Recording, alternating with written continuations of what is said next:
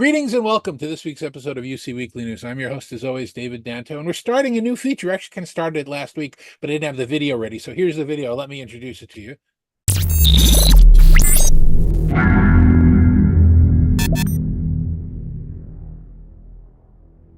So my first guest today is my friend Steven. Steven, I want you to introduce yourself to everybody. Tell everyone who you are and what you do. Sure. So Stephen Karachinsky, CEO and one of the founders of Ziro Technologies. You might have heard of us in the past as Stack 8. We rebranded the organization a couple of years ago. And so my role here is to lead the charge for the organization. Big focus on building out our channel and ecosystem, along with some other responsibilities, but really all about driving great customer experiences and the fastest time to value for our customers. That's where my focus is every day. Now, as part of this new feature, I'm introducing your organization because I don't think a lot of people have heard of it in my space, certainly in the AV and unified communication space. And I want to kind of describe it in the way that I understand it. I know I'm going to get some of this wrong, so I'd like you to correct me. But Sure. In the world of unified communications, going back to when I was a baby in the industry, and the 80s and 90s when VoIP first started, the everything was on-prem. We had these large management devices connecting to IP phones. The telephony team was absorbed into the IT team, and that's all there was, that we were managing telephones. And as we come to closer to the modern age of communication, most large companies, certainly, my friends at Zoom, my friends at Microsoft and Microsoft Teams, they're all suggesting you need to be in the cloud right now for communications. You need to go headfirst, jump into the pool, abandon all your hardware, and make all of these systems work in the cloud, and you'll be great. You can plug in a phone and do whatever you want, and it's relatively easy.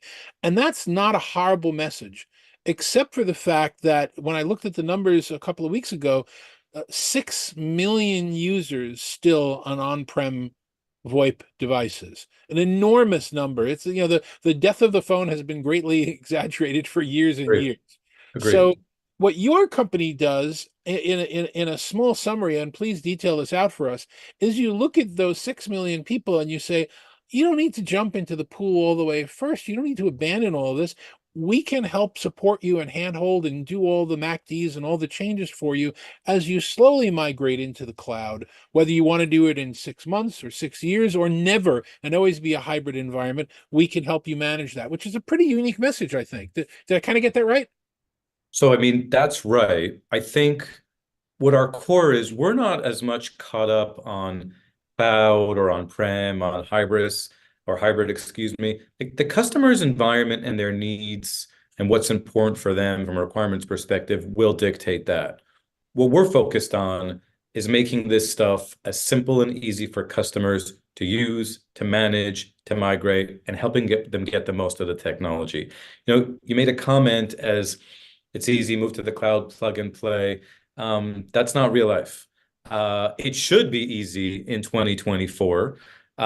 We help and have done a ton of things from an automation perspective to make this easy for customers, but I would not say that that's the case as the industry norm. And part of the reason that there's still 6 million phones that are on-prem is because a lot of customers struggle through migration.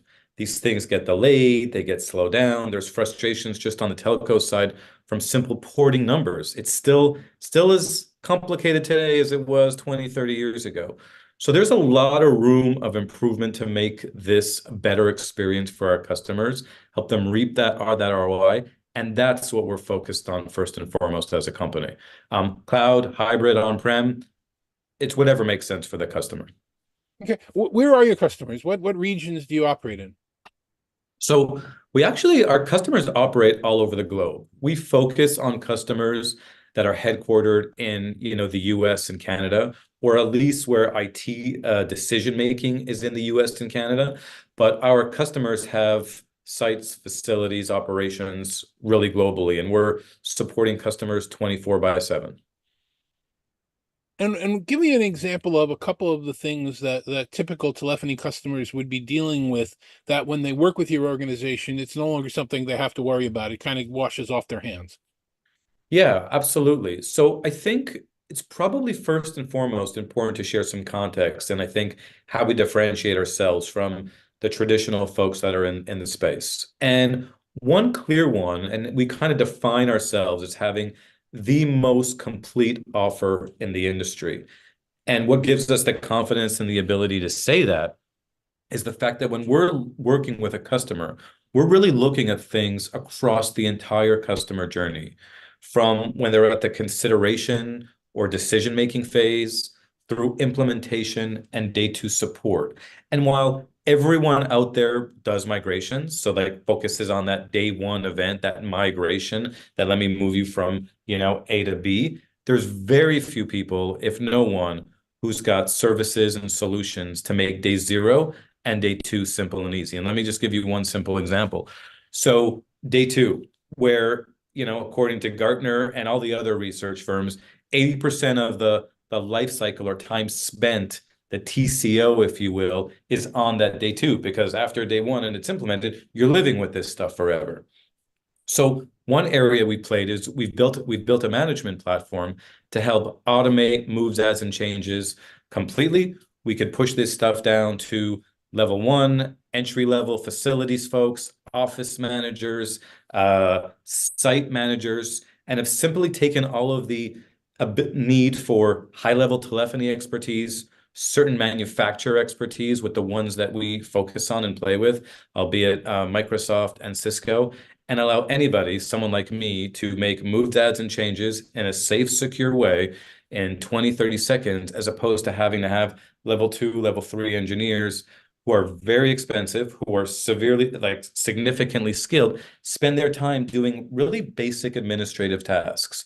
So that's one simple area where we've kind of really innovated in an extreme way to solve problems that customers have. One, way too expensive. Two, this stuff is taking forever to get done and slowing down things in our business. So that's just one example where we've played and kind of solved some problems to differentiate. So your customers don't need to have call manager expertise, and your customers don't need to have Microsoft administrator expertise. They just need to know how to use a phone and reach out to you guys, and then you give them, I assume, a portal that they can work in. Absolutely. Same thing goes, on the front end of this stuff. We're 2024, you're saying there's 6 million on-prem seats out there that, could potentially be converted to cloud. I will say the number of changes of phone systems will probably be even higher because there's a lot of folks who have a contract with whatever ABC service that they have who's coming due this year who are going to need to migrate to something, whether it's a new cloud service or another, they're going to go backwards and go on-prem. I don't see a lot of that, but whatever it may be. And in that instance, and there's a similar challenge for a customer.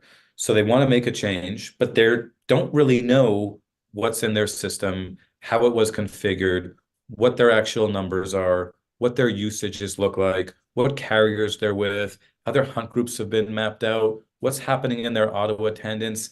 And in order for them to get all that info, it is a ton of work. It's months and months of homework that we send them off to go figure out. It's not like these telecom and telephony folks have nothing to do all day.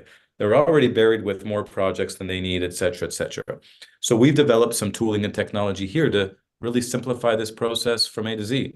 We can go in, scan the top, 20 most well-known PBXs in the industry, pull all of that data out in real time in seconds, and then present it to the customer, go over it with them, validate this stuff, save a ton of time, and really start making decisions about what system they're going to move to, how they're going to move, but from a data-driven perspective. It has really changed the whole life cycle of decision making and planning, and it leads to much more improved migrations, taking all the risk out of the equation, and leads to higher ROI for our customers. So again, similar, they don't have to know everything. We're going to provide the data. We need their expertise in knowing their business and what they want it to look like. But from the telephony side, we'll really streamline that and make it simple and easy. And give me a quick explainer of what the journey begins like. I'm assuming you would have some level of consultative approach with an organization just to find out what's going on. Is that people on site? Is that remote? How long does that typically take to get that capture of data? What does it feel like? So the beauty today is most of it is done remotely. We try and see our customers whenever they can, but these days, especially coming out of COVID, everyone is so dispersed. Even if we wanted to go see a customer, on their end, everybody's in 5, 6 different cities. So we really do this all remotely and try and make it as simple and easy as possible. It all starts with us with a proper discovery and an assessment. We capture all the data really within 24 hours, but then it's an absolutely consultative approach where we sit with the customer, review this information, gather their requirements, get really clear on what they're trying to accomplish and why, and then map out the right solution to help them move forward. Okay, and I'll ask you an unfair question because there's so many different opportunities to answer this in different ways, but I just want to get a sense of it. You know, you're what you're describing is an ideal service to uncomplicate it for a lot of people. You know, generally in the world, you could either do something yourself or you can pay somebody to do it for you, but that's a more expensive option. How do you cost out compared to some of the other providers that don't provide this level of service? I mean, is it on par? Is it a little bit more expensive? Is it a lot more expensive? What's the finance at a high level generally? So we're on par with everything that's out there in the industry. And, part of our approach as an organization is not just to throw blunt effort force at these things. We try and really work as smart as we can. One of the tenets or core values of our company is innovation. And so we're always looking internally at how can we do something smarter, faster, better, cheaper. And it's not for us to just be cheaper, but the more effective we are, the more value we can pass on to our customers, where it's a win-win across the board. So we do this all through automation and the tooling that we've built. We've got great processes. We've got phenomenal people who know their stuff. But the secret sauce is everybody here wants to be doing really great work, important work, meaningful work, stuff that makes a difference. So the administrative aspects, the repeatable aspects, the things that are similar time and time again, we want to automate that. And in the end, that's how we're able to be as cost effective as everybody else, if not more sometimes, depending on the service and the solution we're doing. And all of that's passed on to the customer so they can achieve great ROIs. So are you saying at a high level, is it fair to say that people could get the added value that your organization provides, but not spend extra money to do it? It's kind of on par generally with all the other solutions that are out there. Absolutely. And that's why when we talk about us having the most complete offerings in the industry as it relates to, Microsoft Teams calling, for example, and that we can help the customer have the fastest time to value in the market, we can stand behind it because it's not just like we're trying harder. We've got the tools, systems, and processes in place to guarantee that that happens. So absolutely, with confidence, I could say yes. And that's how we differentiate. It's not a me too service. It is very focused on those two elements. And at the end of the day, we want our customers to have great customer experience. And we measure this internally via NPS and some CSAT scores. And I'm proud to say, like, our NPS is a 97. And this isn't me saying, hey, our customers love us. This is our customers telling us, you guys are doing a phenomenal job. Keep doing it all the time. So something we're super proud of, and just continuing to do as much as we can. We've identified a lot of areas where we can continue to add value, and we're going strong at it. Okay, so Stephen, thank you for spending time with our people today. I really do appreciate it. I think it's a unique story, which is why I'm was more than happy to tell it. And if people want more information, more logistics, how do we find out about the company? How could people get in touch with you to ask you any questions? Yeah, absolutely, David. I appreciate being on, so thank you very much. Best way is go check us out on the web. It is goziro.com, GOZIRO.com. You can reach out to me directly. My email address is Stephen K, STEVEN, the letter K, at goziro.com. You could DM me on LinkedIn. You could send me a message via Microsoft Teams, whatever is easier for you.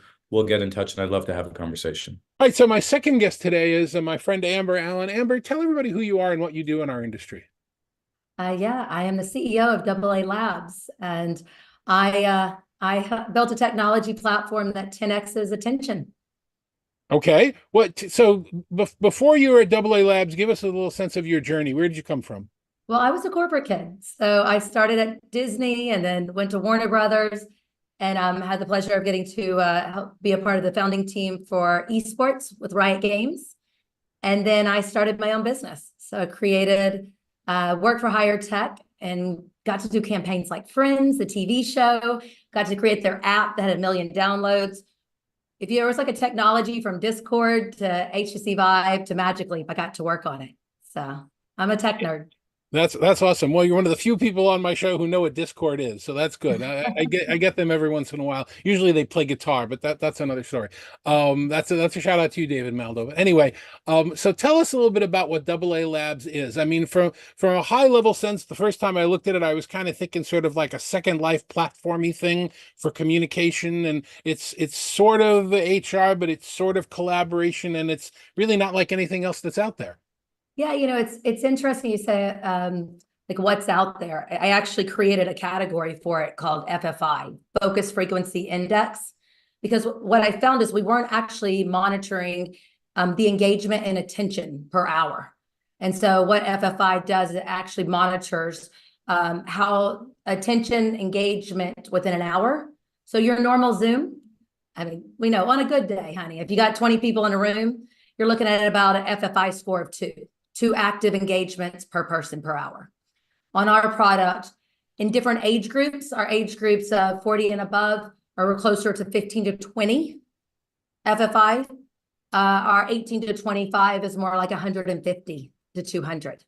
So that active engagement of learning, I was, like I said, a video game nerd myself and wanted to create something that came for the business world that really allowed you to learn through play. We do a lot better through play, don't we?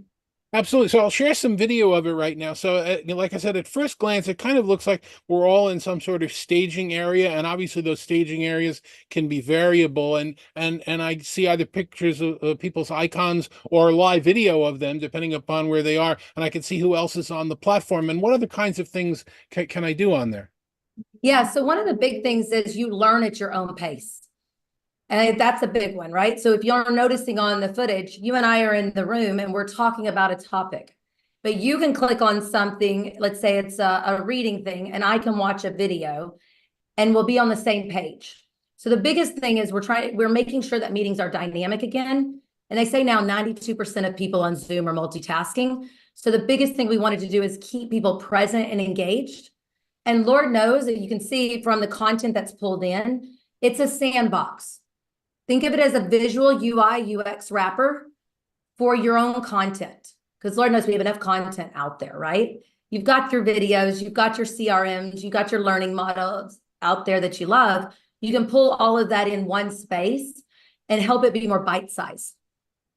And it's interesting. I'll tell you a little bit of a story about the collaboration space just for a second, in that one of the biggest advancements we made in our industry, I guess it goes back 20 years ago, maybe even longer, was when a group of people who absolutely had no idea about how the industry worked got together and created a set of tools.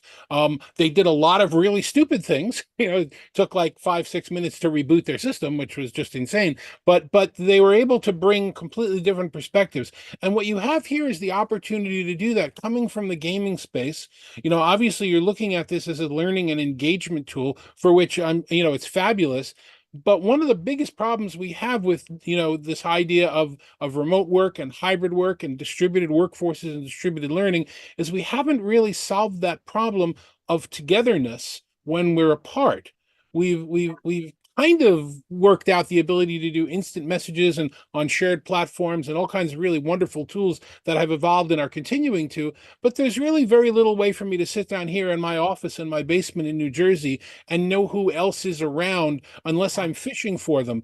But if we were to use a platform such as this, we could all be together in the virtual office, seeing who's around, seeing what kind of collisions. Oh, I see Bill's in. Maybe I should ask him something, which would be a valuable piece to the collaboration puzzle. 100%. So YouTube has been using this for years, almost 4 years. And it's developed over the years, as you can imagine, with any technology. But exactly what you're talking about, they have 150,000 influencers all over the world, right? And different languages, but they all want to learn about how to be a better influencer, which is really just an entrepreneur, right? How are they collaborating? How are they monetizing? And when they connect with other people in their community, that's actually how they get more followers. So they've actually had a 1,500% increase in attendance since using the software, because people are finding that they meet new people, they meet their like other people interested in the rabbit holes of curiosity that they are. And they also get to just play in the space. They have leaderboards, they have challenges, Easter eggs, scavenger hunts, but it's all around the business. And this is the very big difference. You asked me earlier at one time, you said, how is this different than Second Life? And one of the biggest things is this is not about DoubleA Labs, the software. It is about the client that is building on it. So Google needs to have a space that they are learning and collaborating, having a community, having fun. My software needs to be extremely frictionless. It needs to be something that doesn't need to be downloaded. And everything that they use in there is what they're already comfortable with. So if this is the kind of thing that I might be interested in trying in my company, either for HR, for some learning modules, or for something more than that, what's the process like between deciding that I want it and getting something that works for me? Are there off the shelf templates that we can use? Is there a designer involved that works something for me? How does that work? Yeah, so definitely have templates. We've been doing hundreds of thousands of people in the product. Everything is behavioral mapped. So we know like what works best if you're trying to do a compliance training, if you want a 40% increase in surveys answered, which style rooms to use. They're all 2D and there's nothing to download. So in setting up the room, we have set up for many clients under 20 minutes. It's as easy to add videos and content as it is to do Instagram. Does it live in the cloud or does it live on my premise? Lives in the cloud. Lives in the cloud. Okay. That's web-based. And one of the other things that I kind of wanted to ask you about, I think we talked about this at the last conversation that we had. One of the organizations that I worked with had learning modules that are required, and most large companies have training that's required at the beginning and is ongoing. And oftentimes, depending upon who's commissioned that training, I could be taking 4, 5, 6 classes in a row, and they look nothing like each other. One of them is done with, fancy spaceships going on, and the other one is done with a whodunit mystery going on. And depending upon whatever was in the creative mind of the people who created the module, you wind up doing these 4 in a row, and your brain hurts after a while because, like, couldn't somebody get in a room together and kind of make this be cohesive in some way? And this would sort of solve that problem for companies, because the cohesion would be in the platform, if not necessarily in the module. Yes, 100%. And you know what? They've actually found, and we know this in video games, but they've been running a couple white papers actually in China, and I've got it on my website, that talks about that what you're talking about is we actually can multitask if it is around the topic and it's different mediums. So when you're having constant that switching, that's when it becomes such an issue of what you're actually learning in. Okay. So without, revealing anybody's, proprietary information in terms of pricing and costs or whatever, what's the model for this? Is it a setup cost? Is it an ongoing cost? Is it a per chair? Is it a, per enterprise? How do you monetize it for your company? It's a user-based. So we make it really simple. We have concurrent users. So user-based on that. So it's some type of license fee per individual users based on the number of users that you're doing. And I assume you have a situation where people can start slowly and grow as they need to. What are the kind of comments that you've been getting from users of the platform? Because again, I don't think there's anything really like it out there. When we actually have a couple of stats on some programs that we ran. When we ran a program for Dell internal, we had 40% more women asked questions. Because you saw from the visuals, having the mic in the room and them lining up, they felt more comfortable asking, lining up and asking questions. So they had a 40% increase. In IBM, we had a 67% increase in surveys being filled out on what the employee actually wanted to see next, based on when they just did them on a virtual call. A lot of what we have seen, and one of my favorites is at Whole Foods, they said, we just needed more confetti in our life, because inside the product, you can send vibes and confetti and emojis. And what they really were saying, and we talked to a couple people, is they just needed to be seen.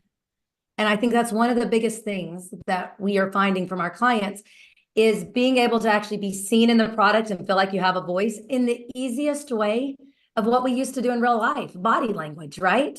And if we don't have body language and we don't have our camera on, now we can do that through sending you a vibe and then the second most popular thing on the product is sidebar conversations.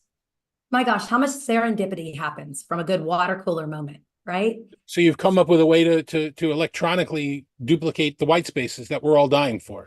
100%, where I see you and I'm in the same room, we're looking at the same whiteboard, 40 people in a room, and you can have 20 separate conversations. And yet you're still in the energy of the room. So if people want to get more information about the product, how can they find out more about it? Well, we have our website. It's DoubleALabs.com. Double is spelled out. American Airlines beat me to the AA. So DoubleALabs.com. I'm also on LinkedIn, Amber Allen. And you are more than welcome to email me with any questions. It's amber@double-alabs.com. And Amber, thanks very much for joining us today. And I appreciate you spending the time with us. Thank you for having me. And thanks to both of my guests, Amber and Stephen, today. Thanks very much for joining us. We will see you next week when I'll be here with the team from Huddly to talk about some of their new technology and their crew product. But until then, thanks for joining us. We'll see you next week.